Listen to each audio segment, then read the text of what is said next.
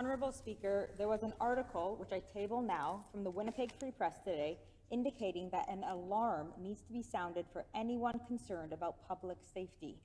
The article explains how prosecutors are burning out, trials are being delayed, and victims, survivors, and often innocent Manitobans are often the ones paying the price.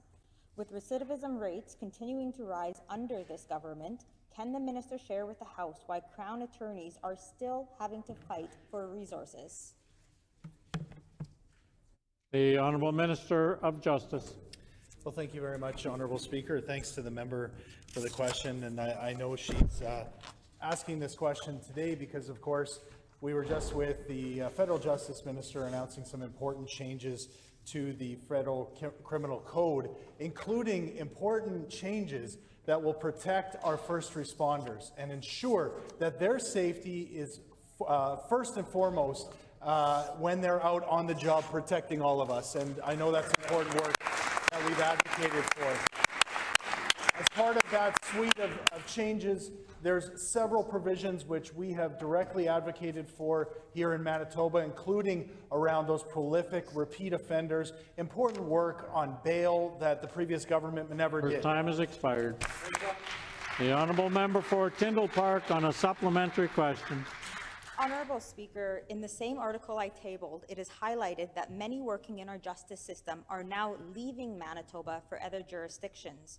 We know that the government loves to refer to and point fingers at the federal government, the former government here in Manitoba, literally anyone, rather than take responsibility themselves. However, maintaining the workforce in Manitoba is the responsibility of this provincial government. Now, Honourable Speaker, we really can't blame anyone for wanting to leave Manitoba due to such unfair working conditions. So what is this government tangibly doing today to maintain and incentivize those working in our justice system to stay here in Manitoba? The Honourable Minister of Justice.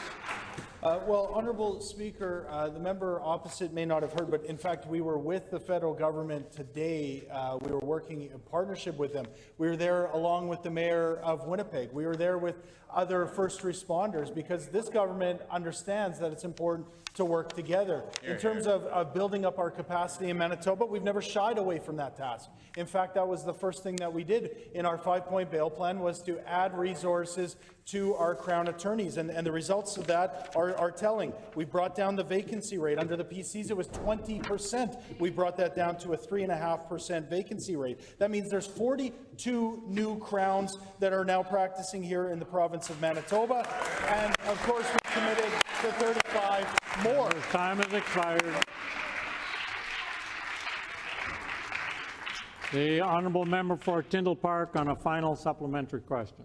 Honourable Speaker, the article that I tabled also highlights how prosecutors are routinely handed bail cases with little notice and inadequate time to prepare. This means that crimes are not being processed effectively. This is terrifying, especially considering the horrific stories we have been hearing recently and on a regular basis of violent repeat offenders and weapons-related crimes. Just yesterday, for example, another transit driver was assaulted. The safety of Manitobans need to be a priority for this government. And if this is being considered a sounded alarm for safety, public safety here in Manitoba, what does this Justice Minister advise Manitobans do to remain safe? The Honourable Minister of Justice. Again, Honourable Speaker, we're working with law enforcement here in the city of Winnipeg. We have 36 new officers that are on the streets today. That's after a net loss of 55 under the previous government. But let's be clear, we're working with our Crown attorneys. We're at the table and we're making sure that we're listening to their concerns. Of course, this grievance that is before us right now, it started under the previous government, in fact, in April 2023. And at that time, it was the member for Steinbach who was the Minister of Justice. And what did the headline say at the time? Minister of Justice has refused to meet with MACA. Well, we're taking a different approach. We sit with our partners, we listen to their concerns, we offer resources, and we continue to build on real success.